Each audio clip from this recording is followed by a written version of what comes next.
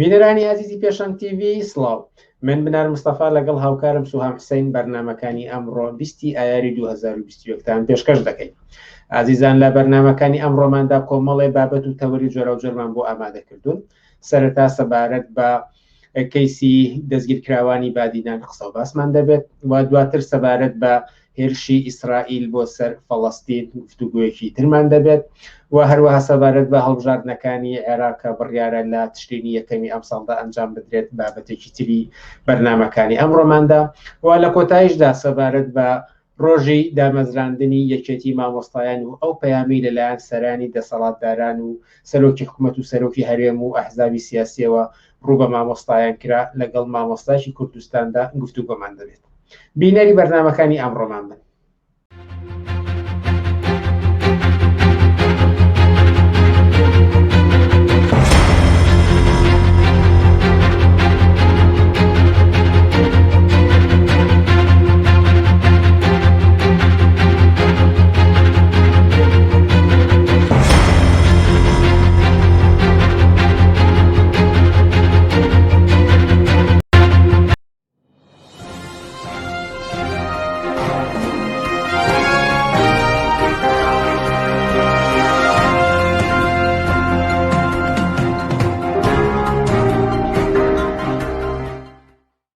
بینەرانی عزیزی پێشەنگ TV لا یەکەم بڕگەی بەرنامەکانی ئەمڕۆماندا لەگەڵ تاهیر حەسەن گفتوگۆیەکمان دەبێت سەبارەت بە کەیسی دەستگیرکراوانی بادینان. بەڵام پێش ئەوەی کە بچینە لای میوانی بەرنامەکەمان با پێکەوە تەماشای ئەم ڕێپۆرتاژە بکەین. لەگەڵ بڵاوبوونەوەی بڕیاری دادگای تاوانەکانی هەولێر بە 6 ساڵ زیندانی بەسەر 5 چالاکوانی بادینان بە ناوەکانی شێروان شێروانی، هاریوان عیسا، شڤان سعید، گوهدار زێباری و ئەیاز کەرەم، ناڕازایەتێکی فراوان لە کوردستان و دەرەوەی کوردستان شکلی گرت. دەستگیرکراوانی بادینان ئازاد بکەن.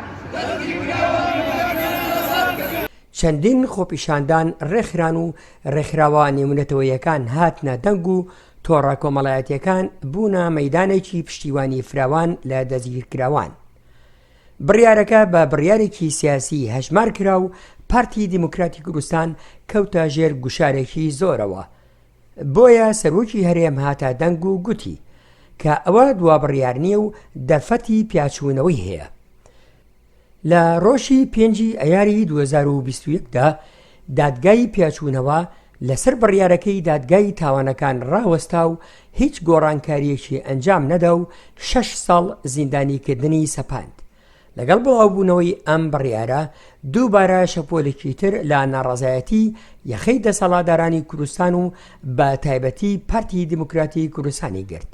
تەنانەت پارتەکانی نزیک و شەریک لە حکوومەت بە هەمان شێوان ناڕازایەتیان دەربڕی و بڕیاری دادگایان بە بڕیارێکی سیاسی لە قەڵەمدا نەک یاسایی. لە بەرامبەر ئەم هەموو ناڕازایەتیانەدا پارتی دیموکراتی کوردستان جەخت لە سربەخۆیی دادگاکان دەکاتەوە و گفت دەدات کە دادگاکان بێلایەنانە کاری خۆیانیان کردووە و بڕیارەکان تەواو یاسایین و دوورن لە سیاسیەوە. هەروەها پەنجەی تاوانی بۆ لایەنەکانی تر ڕاکێشا و ڕوژاندنی بڕیاری دادگا وەک بڕیارێکی سیاسی بە پروپاگەندەی هەڵبژاردن وەسف کرد. لەم نێوەدا حیزبی کۆمونیستی کرێکاری کوردستان لە بەیاننامەیەکدا بۆ ڕایگشتی پێشنیارێک دەخاتە ڕوو. سەرەتا جەخت لەوە دەکاتەوە کە ئەسڵ ئازادکردنی چالاکوانانە و داوا دەکات کە چالاکوانان دەست بەجێ ئازاد بکرێن. لە درێژەی بەیاننامەکەدا هاتووە پرۆسەی دادگاییکردنی ئەو 5 دەستگیرکراوە بە ئامادەبوونی پارێزەرەکانیان و لەژێر چاوەدێری ڕێکخراوە جیهانیەکانی تایبەت بە مافەکانی مرۆڤ و هەر لایەنێکی پەیوەندیدار کە بیەوێ ئامادەی پرۆسەی دادگاییکردنەکە بێت دەست پێ بکاتەوە بە شێوەیەکی ئاشکرا لە ڕێگەی کەناڵەکانی ڕاگەیاندنەوە بڵاو بکرێتەوە. لە کۆتاییشدا بانگەواسی ڕێکخرا و لایەنە سیاسیەکان دەکات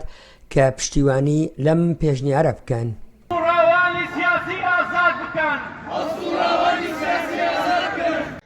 بەڵێ عزیزان ئەوەی بینیتان ڕێپۆرتاژێک بۆ لەسەر کەیسی دەستگیرکراوانی بادینان و دواهەمین پێشهاتەکان و پێشنیارێکیش کە لەلایەن حیزبی کۆمونیستی کرێکاری کوردستانەوە کراوە بۆ تاوتۆکردنی زیاتری ئەم کەیسە تاهیر حەسەنمان لەگەڵدایە. ئەم کاتت باش تاهیر حەسەن، ئەگەر بپرسم ئێوە ئەم کەیسە چۆن دەبینن؟ ناڕەزایەتێکی زۆر هەیە، داوای ئازادکردنی ئەم دەستگیرکراوانە دەکات و لە بەرامبەریشدا پارتی دیموکراتی کوردستان جەخت لەسەر ئەوە دەکاتەوە کە دەست نەوەردرێتە کاروباری یاساوە. ئێوە چۆن دەیبینن؟ بە بڕای من ئەم کەیسە لە دوای کەیسی تیرۆری سەردەشت عوسمانەوە کەیسێکی ترە کە بە پارتی لەگەڵ قەیرانێکی زۆر قۆڵی سیاسی بەرەوڕوو کردووە و ئەم کەیسەشەکە درێژە بکێشێت دەبێت بە مۆرێکی تر بە نێوچەوانی پارتیەوە کە ئێستا هەچەنەکان ناتوانێت نازانێت چۆن لی دەچێت، چونکە ئەم کەیسە ئەرعادێکی جیهانی وەرگرتووە، سەفارەتخانەکان ڕێکخراوەی جۆرا و جۆر ڕێکخراوەکانی مافی مرۆڤ، ئەمنستیە ئینتەرناسیۆناڵ زۆرە لە اتحادیەکان ئەحزابی جۆرا و جۆر لە دەرەوەی کوردستان و ناوەوەی کوردستان، هێزێکی جەماوەری فراوان هەموو داوای ئازادکردنەکەن تاگاتە قونسڵخانەکان و ئاخری خەبەریش وەزارەتی دەرەوەی ئەمریکا جارێکیکە تاکیدی کردوەوە لە ڕێگەی یاریدەدەری وەزیری دەرەوە کە دووبارە بەمانە ئازاد کرێن و هەموو نیشانەکان نیویۆرک تایمز بە هەرحاڵ جەرایدە جیهانیەکان باز لەسەر هەڵکشانی حکوومەتێکی پۆلیسیەکەن دەژێت دەسەڵاتی پارتیە. بەم شێوەیە پارتی لەگەڵ قەیرانێکی سیاسی قوڵ بەرەوڕۆوە هەتا شۆڕ بۆتەوە بۆ کێشمەکێش و ململانیەکانی نێو باڵەکانی پارتیشی قوڵتر کردوێتەوە، باڵێکە نێچیروان بارزانی نوێنەرایەتیەکە، باڵێکە مەسئول بارزانی نوێنەرایەتیەکە نادات بۆچی هێندە پێ لەسەر سەربەخۆبوونی دادگا ڕادەگرێت؟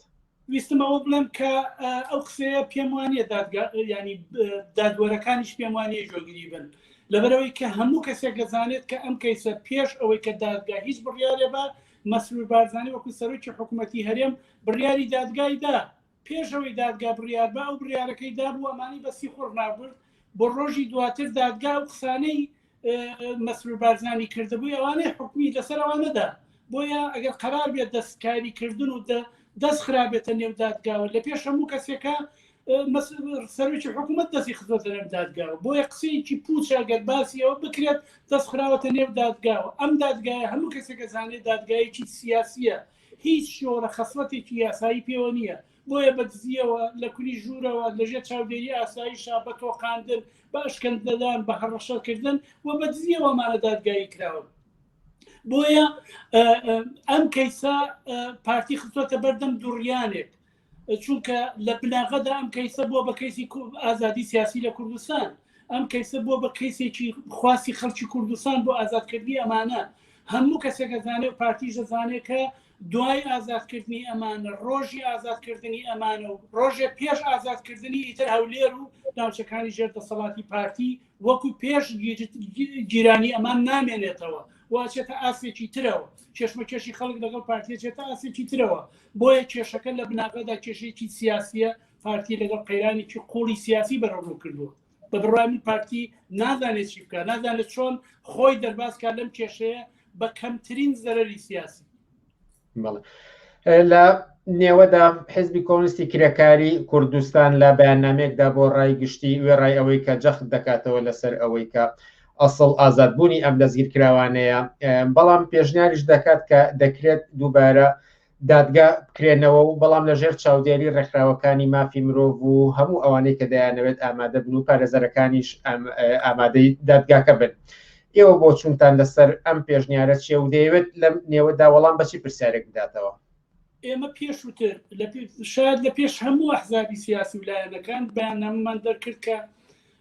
گرتنی ئەم چالاکوانانە لە بناغەدا دژی ئازادی سیاسیە، دژی ئازادی ڕادەربڕینە، دژی هەر جۆرە بیرکردنەوەیکی ئازادە، دژی هەر جۆرە ئۆپۆزیسیۆنێکە لە ناوچەی ژێر دەسەڵاتی پارتی، بۆیە دەبێت فەوری و بەبێ قەید و شەرت ئەم کەسانە ئازاد بکرێت و ئەو دادگایە دادگایەکی سیاسیە و هەتا باسی ئەو جۆرە ئەشکەنجەدانەمان کرد کە ئەمانە لە ژێر فشاری زەخت و زۆری ناشرینترین و دژی ئینسانیترین هەڕەشەدا قسەیان پێتۆمار کراوە و ئیمزایان پێکراوە، بۆیە داواماکە کە دەست بەجێ بێ ئازاد بکرێت.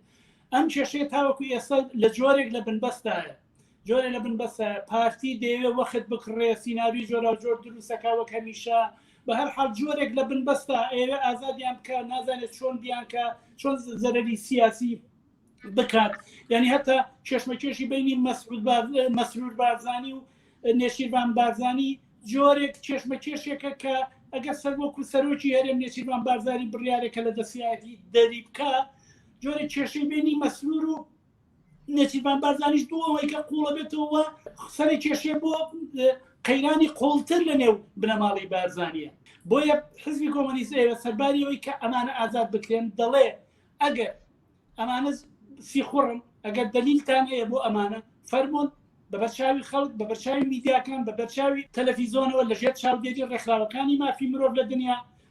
لەژێر چاودێری ئەمنستی ئینتەرناسیۆنال نوێنەری وڵاتانە هەمویان بێت وە لە شێوەیەکی ئاشکرا لە دادگایەکی ئاشکرایە وەگەوەی کە سەدام حوسێن کرا ئەمانە دادگایی بکرێن بە ئامادەبوونی پارێزەرەکانیان تا بۆ هەموو خەڵکی کوردستان و هەموو دنیا معلوم بێ ئەو تۆمەتانی پارتی خستێتی پاڵ ئەمانە ڕاستن یان نە ئەگەر ڕاستن بە هەموو کەسێ بزانێ ئەگەریش غەڵەتە وانە بە هەموو کەسێ بزانێ و دەست بەجێ بێ ئازاد بکرێن بەڵام پارتی خۆی ئەمە ئەگەر پارتی بچێتە پای ئەمە کە هیوادارم بچێت ئەگەر پارتی بچێتە پای ئەمە ئەزانێکە لە سەدەمانە ئازاد دەکرێن بە بێتاوانیان لەسەر مێردرێن دا ئەوها دادگایەکی عادلانەیە بۆیە ملی پێنەداوە تاوەکو ئێستا پارتی نازانێ پارتی بژاردەی زۆری لەبەردەمانیە ئەوەی کە لەبەردەمیایەتیەوەیە دەبێ ئەم کەسانە ئازاد بکرێت ئەو تۆمەتانی خسێتی پاڵ ئەمانە هیچ بنێمایەکی نییە ئەگەر ئەو تۆمەتانە شمولی تاوانبارانی ئەمانە بکات لە پێش مەسعود بارزانی ئەگرێتەوە ئەوەی کە ڕسمی لەگەڵ کەسی پەکەکەیان گرتووە ئەوەی کە نازانم لەگەڵ چالاکوانانە دانیشتووە لەگەڵ سەفارەتخانەکانە دانیشتووە ئەگەر ئەمانە بە تاوان بێت لە پێش هەموو کەسێکە سەرانی یەکێتی وە پارتی تاوانبارە بن بۆیە ناکرێتەوە ئەوان بەو تۆمەتە تاوانبارکەی بەڵام خۆت ئەو کارە زیاد لەوە بکەیت پارە وەرگرتنە لە وڵاتان لە هەموو کەسی زیاتر کردوتانە لەگەڵ سەفارەتی وڵاتانە دانیشتون لە هەموو کەسی زیاتر کردوتانە لەگەڵ دەستگا سیکوڕیەکانی CIA وڵاتانی جۆرا جۆرە لە هەموو کەس زیاتر کردوتانە لەگەڵ دەستگای میتو ئیطلاعاتە لە هەموو کەس زیاتر ئێوە کردوتانە بۆیە ئەزان کە ئەو تۆمەتانە ئەگەر لە دادگایەکی ئاشکرایە بکرێت بە هیچ شێوەیەک ئەوانە تۆمەتبار دەرناچن و مەسەلەکە دامەزراندنی دەسەڵاتی لە بیدایەتی دەستپێکردنی ئەم حکوومەتە و ئەم کابینەی مەسعود بارزانیە یەکەم هەنگاوی بە وەکو دەسەڵاتێکی پۆلیسی ویستی لە ناوچەکانی ژێر دەسەڵاتی خۆیە هەر جۆرە دەنگێکی ئازادی سیاسی ئازادی ڕادەربڕین خۆپیشاندان خۆنمایشکردن لەو ناوچەیە بە تەواوی بکوژێ ئەمە ئامانجە لە گرتنی ئەم جۆرە کەسانە و بەشدانیشی جۆرەکە لە نەفەتێکی سیاسی لەو ناوچەیە بۆیە پارتی لەگەڵ قەیرانێکی قوڵ بەرەڕوو کردووە بە بڕای من پارتی هەتاوەکو ئێستا گەورەترین زەربەی سیاسی خواردووە لە دوای کەیسی تیرۆری سەردەر عوسمان بەڵێ لە ساڵانی ڕابردوودا دەبینین کە ناڕەزایەتێکی زۆری جەماوەری بەرەو ڕووی حیزبەکانی دەسەڵاتدا هەیە ئەوەی کە لە دیسەمبەری ساڵی ڕابردوودا بینیمان کە بارەگای حیزبەکانی دەسەڵات و ئەوانەی کە شەریکیشن لەگەڵیانرا سووتێنران ئەوێ پرسم کە ئەم کەیسە چەندێک پەیوەندی و گرێدراوە بەم بزوتنەوە ناڕەزایەتی جەماوەری کە ئەمڕۆ لە کوردستاندا بوونی هەیە یان دەکرێت بابەتێکی یاسایی تەماشا بکرێت ڕاستەوخۆ بەشێکەوە ئەمە کێشمەکێشێکی سیاسیە ئێستا خەریکە بزوتنەوەی ناڕەزایەتی خەڵک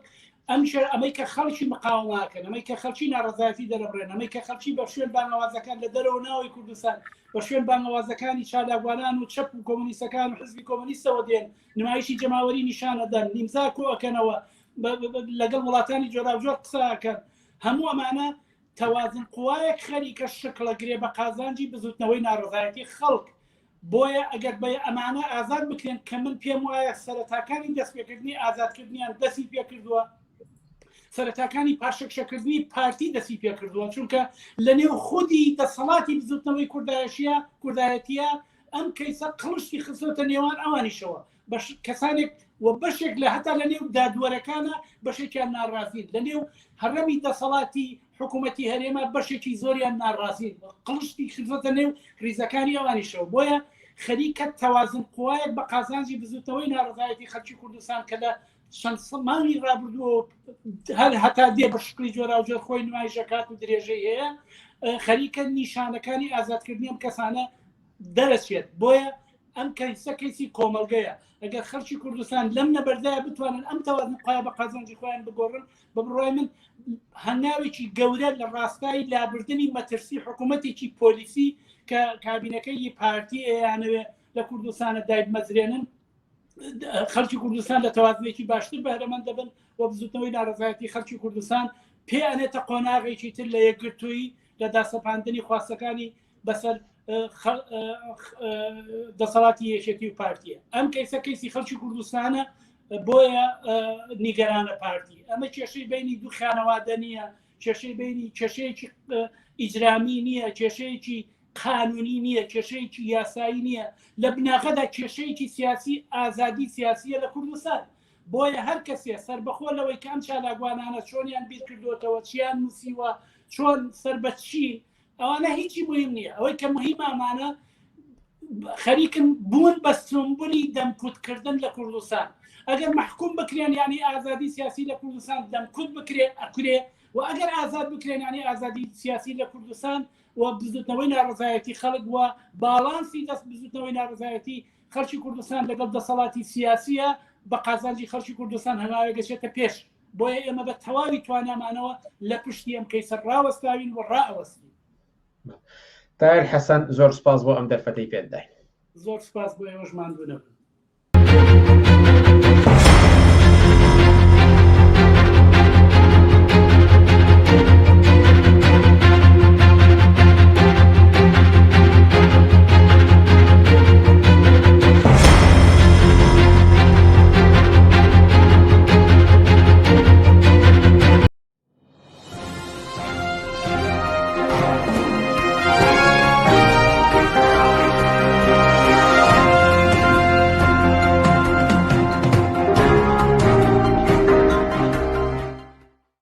بینەرانی ئازیز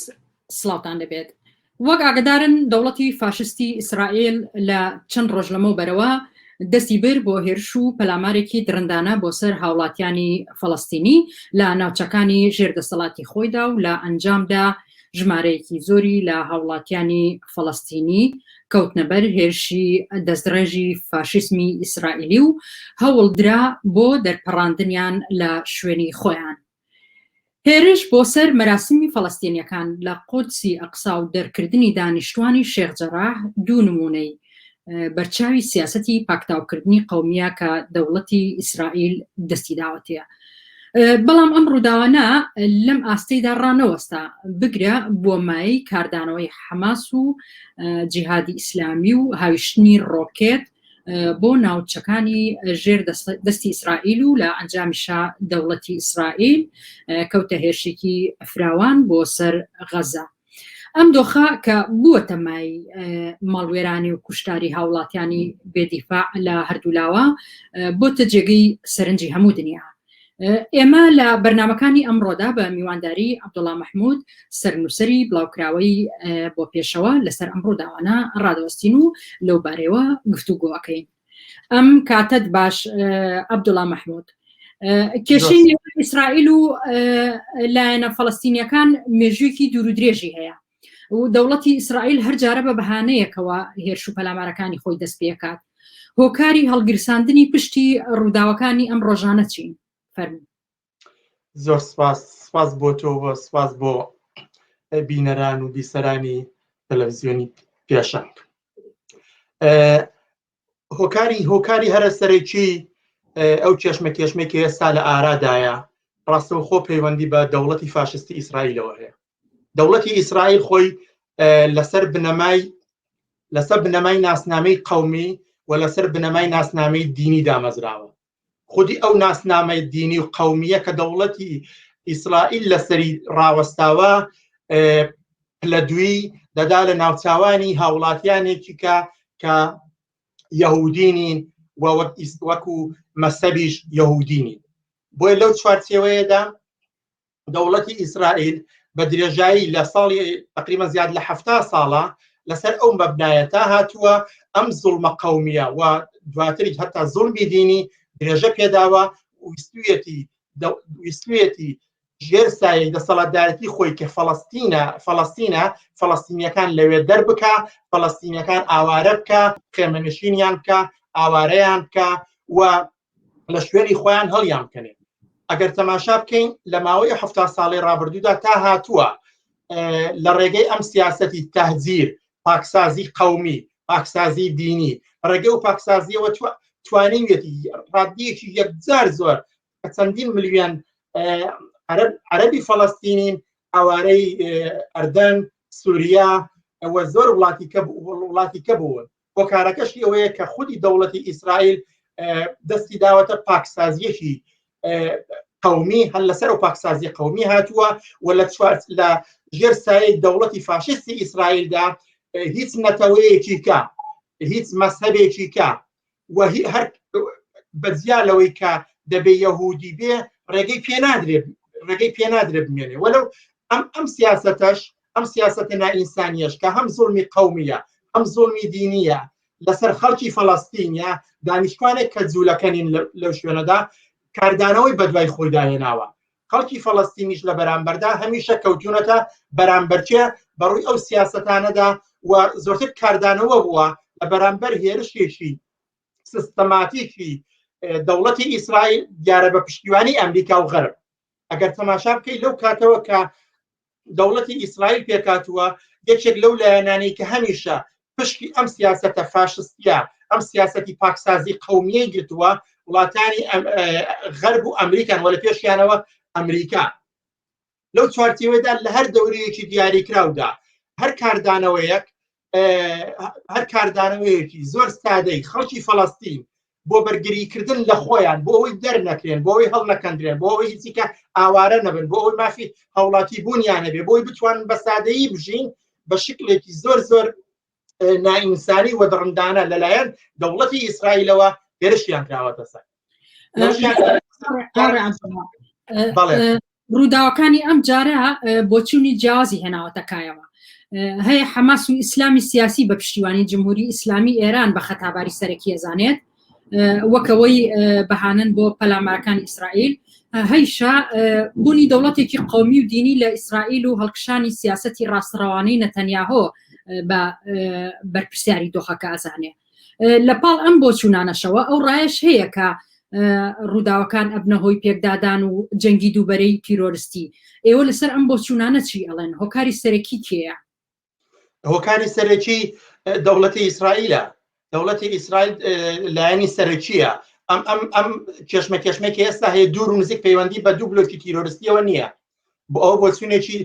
دروست نییە بە بۆچوونی من بۆچوونێکی دروست نییە پێت وابێ ئەوە دووبەرەی تیرۆریستیە نەشتیوانیە یەک لایەن تەنانەت ئەم شەڕێکی دوولایەنەش نییە دوو لایەن بەرامبەر بێک شەڕ بکەن بە پێچەوانەوە ئەوە دەوڵەتی ئیسرائیل لە پاکسازیەکی قومی و دینی دەست پێ کردووە لە بەرامبەر فەڵەستینیەکاندا طبعا لەو چوارچێوەیەدا فەڵەستینیەکان کاردانەوەیان هەیە هاوکات لەگەڵ ئەو کاردانەوەی فەڵەستینیەکان کۆمەڵە ڕێکخراوێکی ئیسلامی وەکو حەماس و جیهادی ئیسلامی دێن بەهرەبەرداری خۆیان دەکەن لەو قەزەیە خۆیانی پێ هەڵدەواسن حتا خودی ئەو مۆشیەکانی کە دێنێن بە ئیسرائیلەوە بەشێکە لەو کاردانەوەیە بۆ خۆجووتکردنی ئەو ڕەوتە ئیسلامیانەیە لەگەڵ کێشەی خەڵکی فەڵەستیندا بەڵام بەڕاستی یەک لایەنی شەڕ هەیە یەک لایەنە شەڕەکەش دەوڵەتی ئیسرائیلە کە ئەو پاکسازی قومی دەست پێ کردووە لەوێ دەست پێ کردووە بۆیە بە هیچ زۆرێک ناتوانین بڵین کە ئەمە دوو لایەنی شەڕکەر هەیە دیارە پێشتر دەورەی پێشووتر بۆ چەندین دەها ناسیۆنالیزمی عەرەب یعنی نەتەوەپەرستەکانی عەرەب لە دنیادا خۆیان بە کێشەی فەڵەستینەوە هەڵواسی بوو بەدەستیانەوە گربوو بە سات و سەودا و ئامانجیکەی خۆیان بەڵام دوای ئەوەی ئەم ناسیۆنالیزم و دەوڵەتە قەومیە ناسیۆنالیستەکان شکستیان خوارد هەم لە بەرامبەر کێشە ناوخۆیەکانی خۆیاندا هەم لە بەرامبەر گرتنەبەری سیاسەتێکی ئینسانیانە بۆ کۆتایی هێنان بە کێشەی فەڵەستین و بۆ کێشەی فەڵەستین ئەمە وەختێک بە بنبەست گەیشتن ئەم جاریان ئیسلامی سیاسی لە ژێرناوی حەماس و جەبهەی ئیسلامی و دایان ڕێکخراو و گروپیکە هاتن ئەوجار ئەوان دەیانەوێت خۆیان ببەستن دەورەیەکە تا وا ناونرابوو کە ئەمە کێشەی عەرەب ئیسرائیلە بەڵام دیارە ئێستا کەس ناڵێت کێشەی عەرەب ئیسرائیلە لەبەرەوەی خودی عالەمی عەرەبی بەشێکی زۆر لە وڵاتانی عەرەبی ڕاستەوخۆ ئێستا لەگەڵ دەوڵەتی ئیسرائیلدا پەیوەندیان هەیە و هەر لە ساڵی ڕابردوو چەندین دەوڵەتی کە ڕێکەوتنیان لەگەڵ دەوڵەتی ئیسرائیل مۆر کرد بۆیە ئێستا ئەم کەیسە لە دەست ناسیۆنالیزمی عەرەب و بە دەرەجاتی یەکجار زۆر هاتوۆتە دەرەوە ئێستا لایەن و هێزە ئیسلامیەکان خۆیان دایانەوێت خۆیان هەڵواسن بە کێشەی فەڵەستینەوە و لە ڕێگەی بۆن من لە ڕێگەی ئەو کۆمەڵێک لێدوانەوە یا لە ڕێگەی هەڵدانی چەند موشەکێکەوە لە بەرامبەر هێرشێکی یەکجار فراوانی دەوڵەتی ئیسرائیلدا تەنها بۆ ئەوەیەکە بەهرەبەرداری لە کێشەی فەڵەستین کرد گەرنا جەپەیەک نین لە بەرامبەر دەوڵەتی ئیسرائیلدا. لە کوردستان لەسەر ڕووداوەکانی فەڵەستین لە نێو سیاسەت مەداران و ڕۆشنبیرانە بەگشتی بۆچوونەکان لە دەوری داکۆکیکردن لە حەماس و ئیسلامیەکان لەلایەک و دەوڵەتی ئیسرائیل لەلایەکی ترەوە جەمسەرگیری کرد. ڕای ئێوە لەسەر ئەم دیاردەیە چییە و کێ بە لەسەر حەقەزانن؟ طبعا دەبێ بزانین لە کوردستاندا وەکو تۆش وتە چەند بەرەیەکەیە کە هەڵوێستی جیایان لەسەر ئەم کێشەی فەڵەستین هەیە. دیارە تاوەندەی بە ئیسلامیەکان و ڕەوتگەلی ئیسلامی دەگەڕێتەوە ئەوان هیچ حەماسی هیچ ئیحساس و هەستێکیان بۆ خەڵکی فەڵەستین نییە. ئەوەی کە هەیەە بۆ ڕەوتەی ئیسلامیەکانە، یعنی بۆ نمونە یەکگرتووی ئیسلامی کۆمەڵی ئیسلامی و ئەو گروپە ئیسلامیانەی کە هەموو ئەوانە متعاتفن سۆزیان لەگەڵ جەپەی جیهادی ئیسلامی و حەماسەیە نەک لەگەڵ خەڵکی فەڵەستین. هەر وەکو چۆن سۆزیان هەیە و بەشان و باهۆی ئەردۆغاندا هەڵدەدەن بە هەمان شێوەش سۆزیان هەیە بۆ جەپەی ئیسلامی و حەماس نەک بۆ خەڵکی فەڵەستین. ئەمە لایەنێکە ئەمە زیادە بێت جیای بکەینەوە. بۆیە بە زۆرێکی کە دەتوانم بڵێم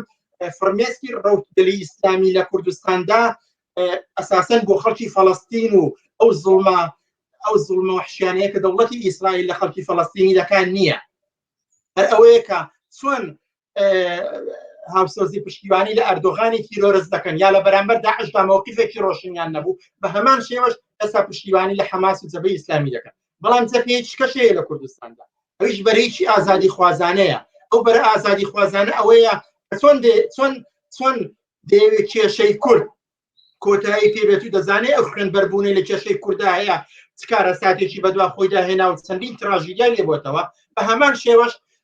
متحمسن لەگەڵ خەڵکی فەڵەستینە و خوازیاری ئەوەن کە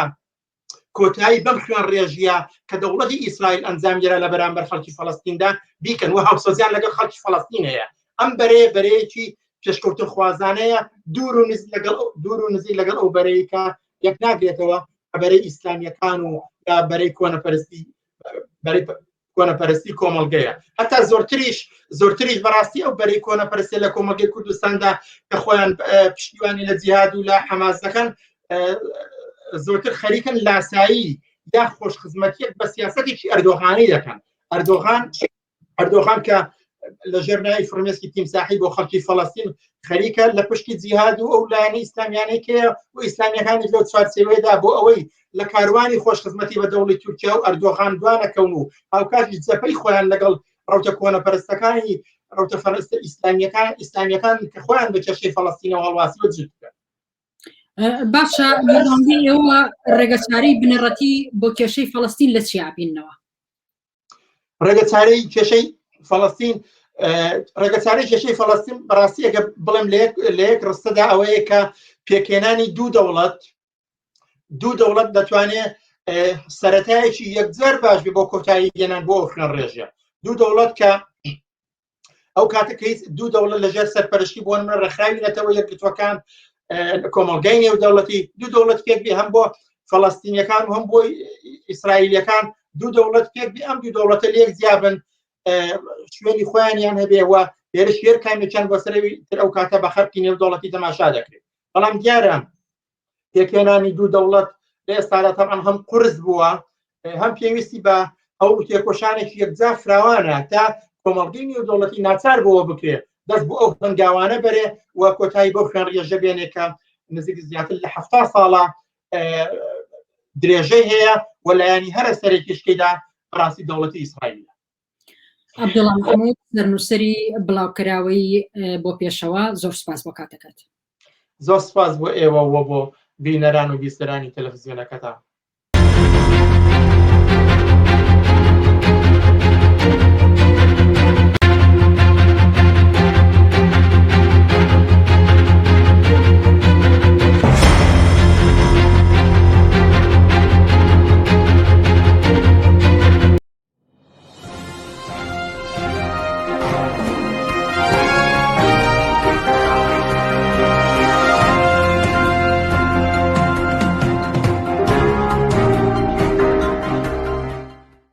بینەرانی عزیزی پێشەنگ تیڤ لە بەشێکی تری بەرنامەکانی ئەمڕۆماندا سەبارەت بە هەڵبژاردنەکانی عێراقە بڕیارە لە تشرینی یەکەمی ئەم ساڵدا ئەنجام بدرێت. گفتوگویەکمان دەبێت لەگەڵ جەمال محسین سەرنووسەری گۆباری دیدگای سۆسیالیستی و بە دیاریکراویش لەسەر ئەو لیستە هاوپەیمانیەتانی کە لە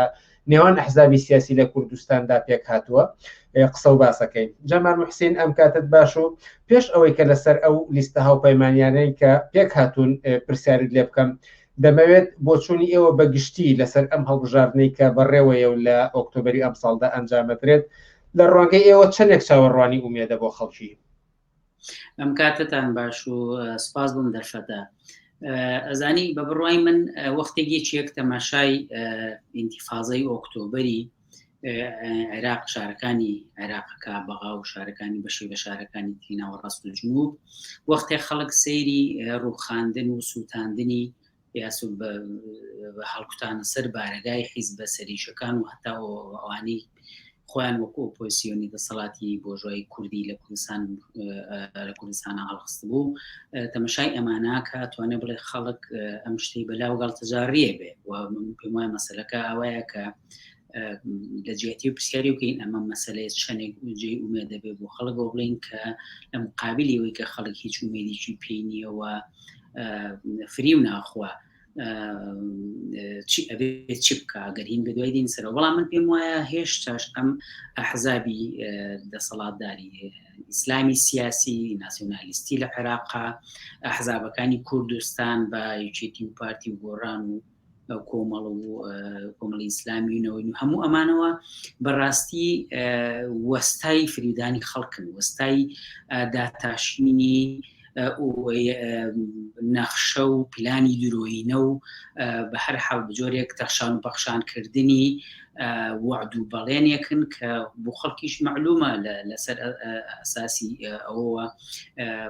بە هەر حاڵ یعنی خەڵکن لە ئەساسی وعدەکانی ئەوانەوە ناگا بە هیچ شتێکی خۆی، بەڵام ئەتوانن بۆ دەورەیەکیش بێ بە هەر حاڵ ئەوان هەدەفیانەوەیە جاری چیکە مۆر لە دەسەڵاتێک بنەوە کەس بینە لە عێراقا بنیاتەنرێ وە بە قسەی خۆیان حیسەی بەشی کوردیشی تیابێ لە هەموو حیزب ڕەنگەکانی. من پێم وایە چێشمە چێش و ململانەی چینایەتی لە کوردستان و لە عێراقیشا لەگەڵ لەبنی خەڵکی لەگار و زەحمت چێژ و دەسەڵات و ئەحزاب ڕەنگاوڕەنگ و جیاجیاکانیە لە ئاستێکی وایە کە خەڵک بە سەد زمان ئەمانەی ڕەت کردوێتەوە نایەنوێەوە لە هەوڵی دابردنی ئەمانەیە بوون. ئەوە کە تا ئێستا ئاستی خەباتی شۆڕجێڕانەی خەڵکی لەکار و زەحمت چێژ نەگەیشتو بۆی یەکسەر ئەمانە بخاتە لاوە لایەن بنێ مەسەلەیەکە بە هەر حاڵ باسێکی ترە، بەڵام خەڵک ڕووی ملی بەم ڕێگایەوە ناوە کە ئەمانە بە دەسەڵاتی خۆی نازانێت. و من پێم وانە ئەگەر واقعاً لە نێو ماڵی کارگر و زەحمت چێشی عێراق و کوردستانەوە بۆی بڕۆی، لەناو ماڵی خەڵکێکی ڕۆژکردوتی عێراق و کوردستانەوە بۆی بڕۆی، لە ماڵی خەڵکانێکەوە بۆی بڕۆی کە ئازادیەکانی خۆی و کوڕکچە گەنجەکانی پێشێل کراوە کە کوڕکچە گەنجەکانی دوای ساڵەهای خوێندن دانەمەزراوە لێو سەیری بکەی مای گاڵتەجاریە بووی، نەک ئەوەی کە هیچ ئومێدێکی پێوە گرێ بە. بەڵام ئەگەر کە خەڵک چی بکە لە بەرامبەرێ مەسەلەیەکی ترە. ئەوە توانین دواتر لە کۆتاییەکە بە وردی بۆ چوونی ئێوە وەرگرم کە لە بەرامبەر هەڵبژاردندا بچی ئەڵتەرناتیڤێکی تر هەبێتیان خەڵکی چی بکەنە گەر بۆ نمونە نەچن بۆ دەنگدان. بەڵام لە ڕۆژان و هەفتەی ڕابردوودا بۆ ئامادەکاری ئەم هەڵبژاردنە و هەندێک لە حیزبە سیاسەکانی کوردستان لە هەندێک بازنەدا هاوپەیمانەتی جۆرا و جۆریان دروست کردووە کە بۆ منە لە بازنەیەکدا یەکێتی نیشتیمانی و گۆڕان بێ یەک لیست دادەبەزن و لە جێگەیەکی ترەوە یەکێتی و کۆمەڵی ئیسلامی بە یەک لیست بەشداری هەڵبژاردنەکان دەکەن. ئەمە باس لە چی دەکات ئەم هاوپەیمانێتیانەی ئەم حیزبانە پێشی دەهێنن بۆ هەڵبژاردنەکان؟ باس لە ڕوویەکی تری گاڵتەجارانەی ئەم شتاکە کە بەنای هەڵبژاردنەوە خەریکە بەڕێوەچوو لە وتم خودی هەڵبژاردنەکە گاڵتەجارانەی لە ڕوانگەی خەڵکیەوە، بەڵام ئەم هاوپەیمانێتیانە بەڕاستی زۆر بێمانان بۆ معنایە گاڵتەجاریە کە ئەزانی نیشانیەدا کە ئەم حیزبانان بۆ خۆیان بڕانویانەتەوە لە ناوچە جیاجیەکانە کە نفوزیانی تیا دابش بووە لەبەرەوەی چێشم چێشێکی ئەگەر زاهیریش بێت دەرنەکەوێ ڕووکەشیش بێت دەرنەکەوێت لە نێوانیانە ئەوان گەشتون بە تاافقاتێک کە بۆ نمونە وەختێ یەکێتی بزانێت لە دوهۆک دەرناچێ کاندی دانانێ بە نمونە وەختێکیش کۆمەڵی ئیسلامی بزانێت لە شوێنێکی نفوزی زیاتریشێتی یا باشترێکێتی دەربچێ وەک نمونە کاندیدی خۆی دانانی بۆ یەگرتوش وایە بۆ هەموو ئەو هاوپەیمانیانەی کە دروست بوون بە زۆریەکێتی کردوێتی وە ئەنی مەسەن بۆ نمونە ئێستا لەگەڵ گۆڕانە کردوێتی لەگەڵ کۆمەڵا کردوێتی بە دەرەجاتی لەگەڵ یەکگرتووانەیە کردوێتی بۆ ئەوەیە کە وەکووتم ئەو تەوافقاتانەی کە هەیە تەوازنێکی هێز لە بینی یەکتریا لە بەرامبەر پارتی لەلایەک و لەلایەکشەوە لە بینی خۆیان ڕێبکەوە خۆیان لە جێرمچێشێک تا ڕادێک دوور بخەنەوە بۆ لە بەرەوەی بۆ خۆیان لەسەر بورکانێک لە ڕقوق نەفرەتی خەڵکن لە بەرامبەریانە خۆیان لەسەر گەڕکانێک لە تووڕەیی خەڵک دانیشتون کە هەج وەختی بە هەر هەمیان بەیەک وەخاتێک بۆ تۆ بەسەر هەریمیان ناشێوێنەوە بێجگلەوەی کە خۆیان زۆر ناکۆبوو ناتەبان لەگەڵ یەکترا زۆر بێ ئاسۆی دەرچوونن لە ئەزمەیەکی حکوومەتی و خەیرانێکی دەسەڵاتی و ئابووری و سیاسی ئەوانەکەتی کەوتون بۆیە لە نێو ئەو چوارچێوی چشمە چێشەوە ئەو هێز هاوسەنگی لە نێو یەکتریا هەیەە لە بەرامبەر یەکتریا و لە بەرامبەر پارتیا وەکو هێزێکی ڕئیسی نێو دەسەڵاتی بۆ ژوایی کووردا ئەیانەیەم تەوازنە بە جۆرێک ڕابگرنەوە ئەوش بە تەوافقیکەن تاکتیکی ئاسایی نییە کە لە زۆر هەڵبژاردننی تریشە هەندێک ئەحزابی سیاسی پێکەوە لیستپێک دەهێن و بەشداری دەکەن تێدا قسە لەسەرەوە نییە لە پرۆسی ئەو شتەی پێی ئەوترێ هەڵبژاردننی پەرلەمانی و دیموکراسی نوێنەرایەتی و ئەم جۆرە شتانەیە تەوافقکردن و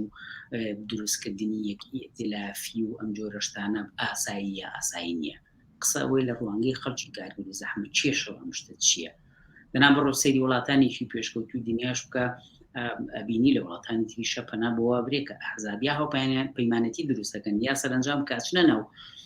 هەڵبژاردن و لە پەرلەمانە دواتر هیچی دەنگی کافی ناهێنە حکوومەت دروستکە ڕۆن لە ولاوەلانێکم حکوومەتی هاوپەیمانی حکوومەتی ئیتلافی دروستەکان لەگەڵ یەکتریا بۆیە ئەمە مەسەلە نییە ئەزانی بۆچی مەسەلە نییە چونکە لە شوێنێکی زۆر پێشکەوتوی دنیا زۆر دیموکراسیشا وەختێک ئەمە بەو شێوە بڕاتە پێشەوە خەڵکیش بڕات دەنگی بات و زاهیرەنەوە ئەو حیزبانە و خەڵکە هەڵی بژاردن و دەرەچن لە هەڵبژاردنە بەڵام خۆ چوار لە نەساڵ خەڵک حق بەسەر هیچ سیاسی و ئابووری و کۆمەڵایەتی و شەڕنانەوە و چی وڵاتەوە نییە نەقشی نییە لە سیاست ڕشتن لە وڵاتەیە لە دیموکراسی ترینە شتەی کارتون سازیە کە لە کوردستان و عێراق بەڕاستی بەڕێوەچێت تۆ سەیری کە تو سەری ئاخرامە ئەمە هەڵبژاردنە لە عێراق لە کوردستانە خەڵک تەجروبەی هەیە لەگەڵ چێتی و پارتیە هەر لە بیدایەتەوە 50-50 بوو معلوم بوو دەسەڵات دابەش کرا لە بینی خۆیانە دواتر کە ئەو هێزانی تر بوو سەریان بەرز کردەوە بۆی بۆ بەشی ئێمە نەبێ و کەوتنە سەراحەتێک و چێشم و چێشک لەسەر دەسەڵات بێتر ئەم پارێدا بەویتریان لە دژی ئەوی کە ئەو بەدژیکەی ڕاکێشە بەلایینی خۆیەوە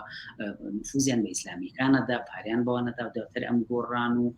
شتانە کە پەیابوون هەر بۆ بەشیان بەبێ بووە ئێستا تەوافقاتەکە دێن بەم ناوەوە بە ناوی هاوپەیمانیەوە یکەن بە خاتریەوەی کە لە مناطقێکی نفوزی مەسەن بۆ نمونە وەک سلێمانیە کە بە جۆرێک دابەش بۆ لە بینی یەشیتی و ئەولایەنانی تراوە تایبەت لە گۆڕانە بە تەوافق بیکەن لە هەنێ بازنایە کە ئەوانیان ویسکاندی دابنێن یعنی لایەنەکانی ئەم لە ئەندامەم لایەن گروشتەکانی خۆیان هانەدەن کە لەوان دەنگ بە کاندیدەکەی ئەوان بن بە خاتریەوەی ئەوانیش لەم لە تەزمینی ئەو کاندیدەکانیان دەرچن سەریم گاڵتە جاریە کە سەریم گاڵتە کردنەکە بە خەڵکی وە ئەمە ئەگەر حتا بە شێوەیەکی پاک و بێگرت وەگەڵێن بچێتە پێشەوە کە من پێم وانیەوە هەموو خەڵکە زانێ بەڕاستیمانە وەستای ساختەکارین لە هەموو حیزبەکان مەبەستمە ساختەکارین بۆیە مەبەستم لە چیە لە حاڵەتی لەو بابەتەیە ئەوەی ئەوان ناتوانیت هەروەکو سەیری بکەیت لە پرۆسەیەکی نۆرماڵ دیموکراسی ئەگەرەوەش بێ هەر شتێکی بۆ خەڵکی کارگر و زەحمەت چێش کافی نییە لەبەرەوەی نوێنەرایەتی دەسەڵاتی ڕاستەوخۆی خەڵکی و دیموکراسی ڕاستەقینی واقعی کە ئیرادی خەڵک بەگەڕبخان ناکات لەبەرەوەی ئەمان پێم وایە بەڵێ فعلەن بەشێکی ترە لەو گاڵتە جارێکی بنای هەڵبژاردنەوە بەڕێواچێت بۆچوونی ئێوە سەبارەت بە تەواوی پرۆسەکە زۆر بەڕوونی هات کە بە گاڵتە جاری لە قەڵەمتانداوە هەروەها ئەو لایەنانەی بەشداری بوون تێیدا بە فری و کار ناوت بردنەوە دووبارە ئەم هاوپەیمانەتیانەی کە پێک هاتوون هەر بە گاڵتەجار قسەت لەسەرکردن بەڵام 5 مانگی تر هەڵبژاردن ئەنجامەدرێت کەمتر لە 5 مانگی تر خەڵکی لە بەرامبەریدا چی بکات چۆن بەرەو ڕووی ئەم هەڵبژاردنە ببنەوە ئەزانی من وتم گاڵتەجاریە بۆ معنایی کە شتەکە بڕێنراوەوە لە بینی حیزبەکانە تەوافقاتەکەن لەگەڵ یەکتریە دەسەڵات بەشەکەن لە کوردستانەوە بگرێت لە شار و شارەچکەکانی کوردستان و لە کەرکووک و لە شارەکانی ناوەڕاست و خوار و عێراق ئەمە بە تەوافقانی بڕێن ئەلەم ڕۆیە کە گاڵتەجاریانی هەڵبژاردنێک نییە کە فەزایەتی ئازادانە بێ بۆ خەڵک و بۆ ئەحزابی ئەوانە بێت پێشەوە بەجێی خۆی بەڵام خەڵک چی بکات لە بەرامبەری ئەمە کە وەختی مازانێ وتم هەم ئینتیفاضەی ئۆکتۆبەری شارەکانی ناوەڕاست و جنوبی عێراق و هەم لە کوردستانە بەڕاستی خەڵک مەسلەی دەسەڵاتی چارە نووسی خۆی لە دەسەڵات و بوونی حیزبانە لە حکومڕانیە یەکلایی کردوتەوە بەڵام ئەوە کە هێشتا ئەم خەباتە نەگەشتو بۆی ئەوانە وەلابنی وە دەسەڵاتێک لەسەر ئیرادەی خەڵکی لێکات زەحم چێش خۆی و بنیات بنێ ئەمە مەسەلەیەکە کە ئاستی گەشەی خەباتی خەڵکی زەحم چێش باڵێن هێشتا پێی نەگەشتو ئایا چی بکەن خەڵک ئایا مەسەلەکە ئەوەی کە ئێمە بینیمان هەڵبژاردنەکانی چ عێراقا پێشوەچی لەوەی کوردستان چە بەڕاستی مەسەلەی بایکۆتکردن هینێکی فراوان بوو مەیلێکی فراوان بوو لە ناو خەڵکەوە حتا هێزەکانی ئەوانەی بە خۆیان ئەڵێن مسلمانە تەنگتاو بوون یانوەمە خراپە و غەڵەتەوە ئەوان جەو بۆ ئەوان دروستەکان خۆیان شتەکان پڕکەنەوە بڕۆن دەنگی ئەوانی بڕێنەوە بە بڕوای من مەسەلەکە لێرە ئەوە نییە ئایا تۆ بایکۆتی هەڵبژاردن یعنی هەر ئەوە نییە بەتەنیا بایکۆتی هەڵبژاردنەکەی یان نا چونکە بایکۆتێکەوە ڕووی تو ئەوان سەرنجەمان دەسەڵاتی بۆ خۆیان بڕێنەوە تۆ چۆن خەڵک بۆ خەڵکی پێگار زەحمێژ مهم پێش ئەم پرۆسی پێوترا هەڵبژاردنە چۆن ئەو قەیرانە هێندەی تر بەسەریان بۆ کاتەوە بۆچی کە هەر ئێستاە مەسلەی هەڵبژاردنە هاتۆتە پێشەوە ئایا مەسلەی ژیان بژێوی خەڵک لە ئارانیە ئایا بدابینکردنی پێداویستیەکانی تەندروستی و خزمەتگوزاریەکانی بۆ خەڵک پێداویستی نییە ئایا زەرورەت نییە ئایا خواست نییە ئایا موچە هێشتا لی نابڕدرێ ئایا هێشتا موچە لە بەرامبەر هاتوونەهاتی بەشە بجێ عێراق و چی ئەمانی کوردستانە بۆ کوردستانە نایە و ناڕوە لەژێر مەترسیان نییە بژیوی خۆت و ماڵ و مناڵت لە مەترسیان نییە با کەوایە خواست هەیە کەوایە داواکاری هەیە کەوایە قورسکردنی ئەرکی ئەوان هەیە و فەرزکردنی ئەم جۆرەشتانە هەیە من پێم وایە پێویستە ئێمە بیر لەوە بکەینەوە خەڵکانێکی ناڕازی ڕابرانێکی خەڵکی کرێکاران و کارمەندان و مامۆستان ئەوانەکە ناڕازی هەوڵی ئەوەیە بین لە بنەوە بە دوای ئەم خواسانە جوڵانەوەیە بەڕێ بخین لە دژی ئەم ئەحزابانە تا قەیرانەکان لێ قۆکەین تا لیان نەگەڕێنەوە بە ئاسانی ئەم وەزعارە ئاوە تێپەڕێن خەڵک بوانی تو ئێوەمان ناوێت نامانەی باشە ئەوە مپارەیە هەتا تۆ سەیری کە لەم یەک دوو ڕۆژەیە تەنها لە داهاتی 2 بۆ 3 ڕۆژی پێم وایە بە جژنی هینی گەشت و گوزاری سلێمانی ڕێگەیان 30 میلیارد دینار داهاتی 3 ڕۆژ ێ باشەوە هەیە بەڵێ ئەمە یەک شوێن گەشت و گوزار 30 میلیارد دینار ئەمە ناوماننا کەرتی ئاهلی باشە کەرتی ئەهلی بەدەستیوە بەدەست مەسئولینەوە بەڵام هێشتاش ئەحزابی دەسەڵاتدار چەندی لێبنەوە ئەخە دابەشی کە خۆ ئەگەر ئەو 30 میلیارە دابەشی بکەی بەسەر 10,000 کەسی شازانێکی چەنی بەرەکەوێ بۆ موچی مانگێک بۆ ناکرێ ئەمانە بۆ دابینکردنی ژیانی خەڵک ئەمە ئەزانەیە واقعیە ئەی بینێ بۆیە پێم وایە کە وەختی ئەوەیە لە مقابلی ئەوان شتێک کە دووبارەیانەوەی پەنجەمۆری خەڵوەرگنەوە بۆ دەسەڵاتێکە لەلایەن نزەری خەڵکەوە تەواو ئەبێ بڕوا لە بەرامبەری ئابێت تۆ ئەزمەکە بەسەریانە قوڵکەیتەوە بیان خێتە بەرامبەر داواکاری و خواستەوە و ناچاریان کە وەکو ملیان پێوێ ئەگەر ئیرادەی خەڵکەمان بەسەرا فەرزکە مەسەلەی هەڵبژاردنەکەشیان لێ تێکەدا تەسیری بێ لەسەر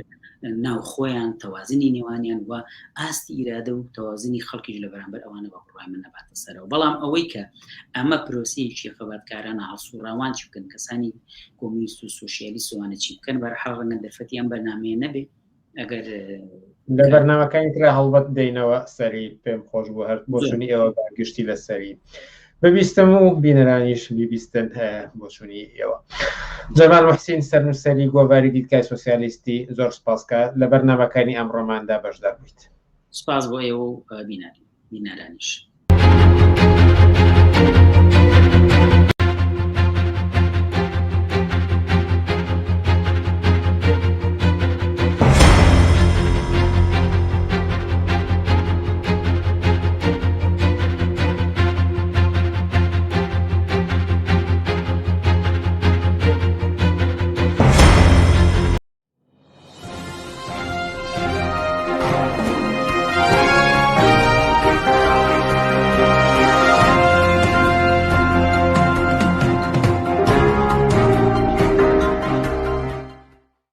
بینەرانی عزیز لە درێژەی بەرنمەکانی ئەمڕۆی پێشنگ تیڤدا ئاوڕێک لە مامۆستایان و ڕۆژی دامەزراندنی یەکێتیەکەیانە دەینەوە.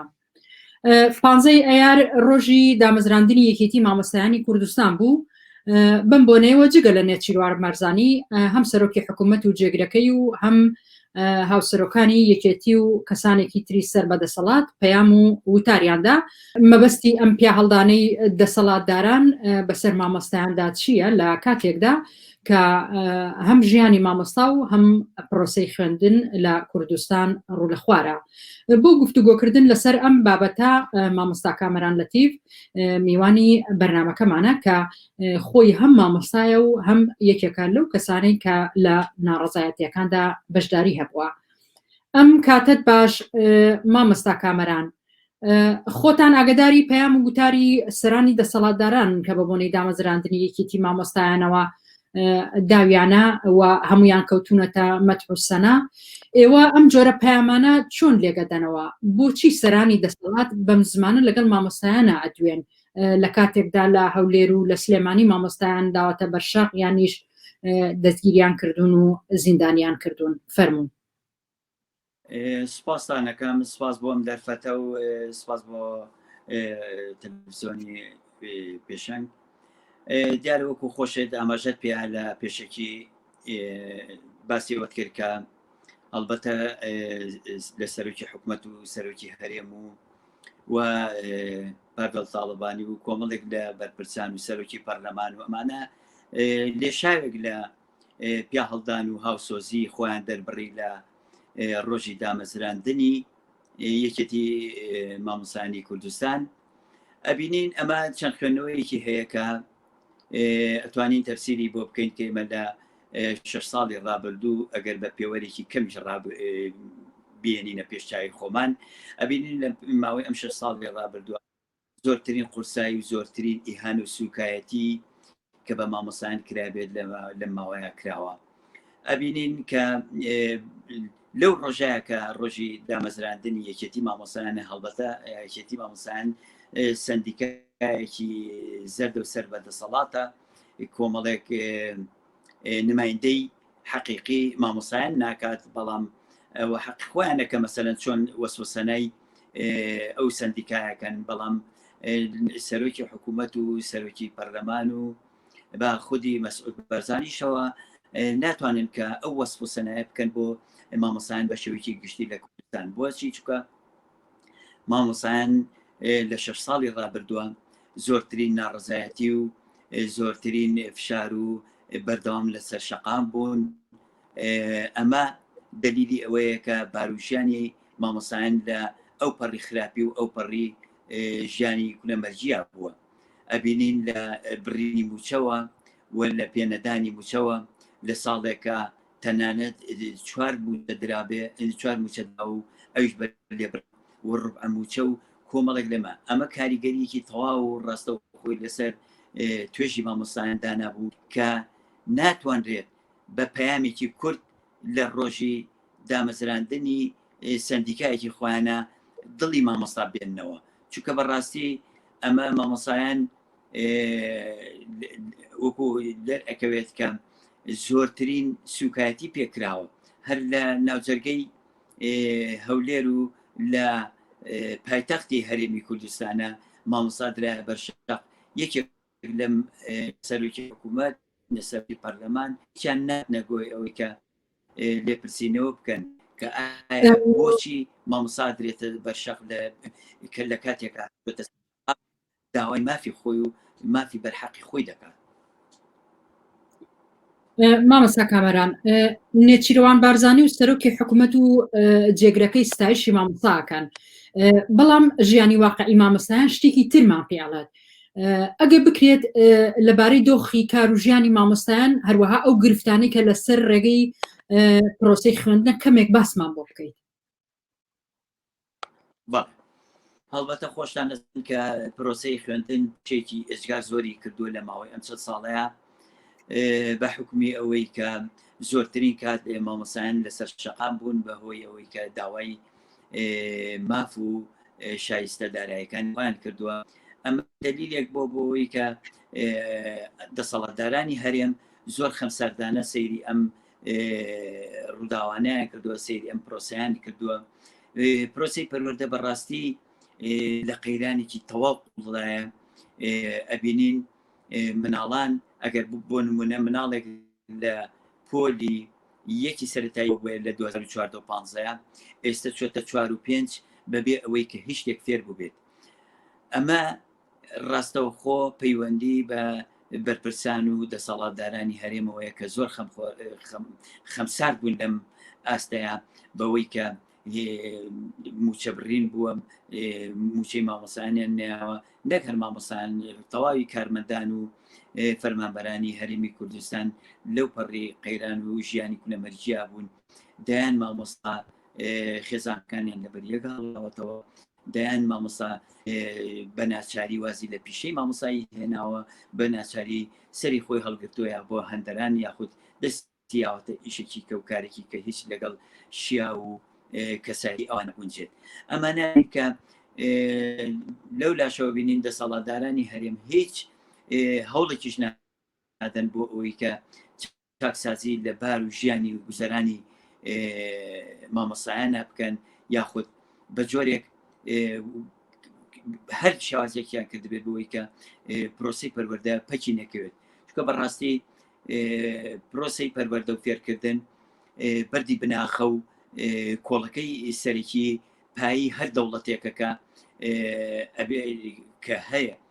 بەڵام بەداخەوە لێرا بینین ئەوەی کە گوێی پێ نەدرێت، ئەوەی کە گریجی پێ نەدرێت مەسەلەی پرۆسی پەروەردە و فێرکردنە. ئەمە لەلایەک. لە لایەکی تریشەوە بینین بە جۆرێک کە ئەم پرۆسی پەروەردەیان پشتگوێ خستووە، لەو لاوە دەیان کۆمپانیا و دەیان پەیمانگا و ئەمانی کە سەر بەخۆیانن قوتابخانەیان کردوتەوە کە مناڵانی دەوڵەمەند و بەرپرسان لەو شوێنانە ئەخوێنن. ئەمە بە شێوەیەکی ناڕاستەوخۆ ئەیانوێت کەرتی پەروەردە، کەرتی فێرکردن بە وەکو کەرتی کارەبا و پیشەسازی و نەوت و ئەمانە بکەنە کەرتێکی تایبەت و بە شێوەیەک لە شێوەکان ئاڕاستەی کەرتی گشتی بگۆڕن بە کەرتی تایبەت و مناڵان ئەوانی کە دەوڵەمەندن، ئەوانەی کە بەرپرسن، مناڵی بەرپرسن بچنە مەکتەبی تایبەت و لەوێ بخوێنن و مناڵانی تریش ئەوەی کە بە شێوەیەکی گشتی لە کەرتی گشتیە ئەخوێنن، مناڵانی فەقیر و کەم دەست و ئەوانەی کە لە ناوەڕاست و فەقیر و هەژارن ئەبینین کە بە شێوەیەک لە شێوەکان مەکتەب ئەتوانین بڵێن لە ماوەی ئەمە 2 ساڵی ڕێکە نییە. و ئێستش هەر لە ڕۆژانیان لە ماوەی 2 ڕۆژاکە پرۆسی پەروەردە بەسەر دەستیان پێ کردوتەوە بە مانگێک و 1 هەفتە پێکەنەوە. ئەم پرۆسی ئەم ساڵ کۆتایی پێیەت بەدخەوە بینی کە مناڵ هیچ فێر نەبووە، هیچ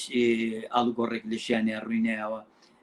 ئەمە هەمووی ئەگەڕێتەوە بووی کە دەسەڵات زۆر کەمتەر خەم و خەمساردە لەم بوارەیە. مامۆستا کامەران، ئەبینین مامۆسایان لە کوردستان ئەرکێکی زۆریان لەسەر شانە بەو شێوەی ئاماژەتان پێەیە لەلایەن دەسەڵاتدارانەوە فەرامۆش کراون. کەواتە مامۆسایان ئەبێت چی بکەن بۆ ئەوەی ژیانیان پارێزراو بێت و کەرتی پەروەردەش زیان نەکات؟ بەڵێ تەبان ئەمە پێویستی بە هۆشیارێکی تەواو هەیە کە پێویستە مامۆسایان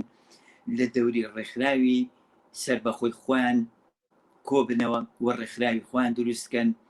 ئەوەی کە ناوی یەکێتی مامۆسایانە ئەمە نمایندە و نوێنەرایەتی مامۆسایان ناکات، بەڵکو ئەمە جوان کرد و ئارایشکردنی ئەو دەسەڵاتەیە کە زیاتر لە 30 ساڵە خەڵکی کوردستان نەچەوسێنێتەوە و بە تایبەتیش مامۆسایان کە ئەبینین ئێمە بێ ڕێکخراوی سەربەخۆی خۆمان پێک بێنین لە نێو قوتابخانەکانە، نوێنەرایەتی خۆمان هەبێت و بتوان فشاری زیاتر پێک بێنین. تەنها شەقام ڕاستە شەقام فشار دێنێت، بەڵام ئەگەر شەقامیان لێگرتین چی؟ ئێمە بێن لە ناوەندەکانی خوێندنەوە بتوانین یەکگرتوانە بتوانین هاودەنگی خۆمان و فشارەکان زیاد بکەین لەسەر دەسەڵات بۆ چەسپاندنی مافە بەرحەقەکانی خۆمان، هەر لە موچە و شایستە دارایەکان هەتاکو ئەوەی کە شێوازی خوێندن و شێوازی با بڵێن قوتابخانە و هەموو ئەوانی کە ئەدارەکانی ترکە مامۆسایان بە چەند ساڵی ڕابردووە داوایان کردووە ئەتوانین لە ڕێگەی ئەو فشارانەوە بەدەستی بێنین ئەگینا لە بەم شێوەیە ئەتوانم بڵێم زیاتر دەسەڵات پێداگری دەکات و هەموو ئەوانی کە خۆی ئەوێت لە باج و خەراج و لەو فشارانی خۆی کە بۆ سەر مامۆستای و بۆ برسیکردن و بۆ خاڵیکردنی سەرسفری خاڵی تەواوی موچەخۆران هێناوێتی زیاتری دەکات ئێمە بینین سەرباقی ئەوەی کە موچە لە ماوەی 5-6 مانگی ڕابردووە بە لێبڕینەوە بەردەوام ئەیدات هیچ جۆرە فشارێکی وا بەو شێوەیە نەبووە و بینین هەواڵەکان وا ڕاگەێنن کە لە یەک دومانی ئایندەشە ئەم لێبڕینە بەردەوام بێت بەڵام بە شێوازە کەمەگرێتەوە و نەک بن لەژێر ناوی لێبڕینە بەڵکو لەژێر ناوی خۆ گونجاندن یاخود با بڵێن بە شێوەی باج ئەیبڕێ بەڵام ئەمە دیسان هەر ئەو لێبڕینەیە بەڵام بە شێواز و بە لەژێر ناوێکی ترە ئەیکاتەوە ئەمە ئەگەر دەسەڵات هەست بە مەترسی و فشارێکی زۆر بکات لەلایەن مامۆستایانەوە لەلایەن کارمەندان و فەرمانبەران بەگشتیەوە حتما ناتوانێت ئەم جۆرە زەختانە لەسەر ژیان و گوزەرانی مامۆستایان و فەرمانبەران دروست بکات بەڵام بەداخەوە بینین پەرچەکردارێک نییە لەلایەن کارمەندان و فەرمانبەران و مامۆستایانەوە بۆیە بینین دەسەڵات بە شێوەکان پێداگری و قاچڕاکێشانێکی تەواوی لەم بارەیە کردووە کە ناتوانرێت نەفەسی نهێشتێتەوە بۆ هیچ ناڕزایەتیەک بەداخەوە بینین نزیک بە ساڵێکان مامۆستا دەربەرواری و هەوڕێکانی لە کوچی زیندانە قایم کردووە تەنها لەبەرەوەی کە بیریان لەوە کردوێتەوە فشار بێنن بۆ ئەوی کە داوای مافی خۆیان کە هەڵبەتە لە بادینان ژیان و گوزارانی مامۆسان خراپترە لە ڕووی ئازادی و مەبەستمە ئەمانە زیاتر لە 40 مامۆستا لەوێ دەستگیر کراون هەتاکو ئێستا دادگاییش نەکراون و هیچ تومێکیان ئاڕاستە نەکراوە و تەنها بەسەر کراون وەڵامێکی کەسوکار و هاوسەر و مناڵەکانیشیان نادرێتەوە و هاوکاتیش تەنانەت ناتوانن بیشیان بینن ئەمە لە هیچ وڵاتەکان ئەمە ئەنجام نەدراوە مەگەر ئەو وڵات دیکتاتۆری و دیکتاتۆریانی کە زۆر مشەددن لەسەر هاوڵاتیەکانی ئەمە لە کوردستانە ئەبینین بە شێوکی زۆر ڕوون ڕۆژ بە ڕۆژ بازنی ئازادیەکان بەرتەسکتر ئەبێتەوە ڕۆژ بە ڕۆژ بینین ناڕەحەتی ژیان کونەبەرجی ژیان لەسەر تەواوی موچەخۆران زیاتر ئەبێتەوە و هیچ بارێک نێشتێتەوە بۆ ناڕزایەتیەکان بەڵکو زیاتر ئەو فشارانیان لەسەر قایمەکەن و زیاتر ئەیانوێت بازنەی ئازادی کەم بکەنەوە. مامۆستا کامەران لەتیف زۆر سوپاس بۆ بەشداریت سوپاس بۆ وەڵامەکانت. سپاس بۆ ئێوە سپاس بۆ TV پێشن. بینەرانی عزیز بەم شێوەیە هاتینە کۆتایی بەرنامەی ئەم هەفتەیەمان هەتا هەفتەی ئایندە هەر شاد و کامەران.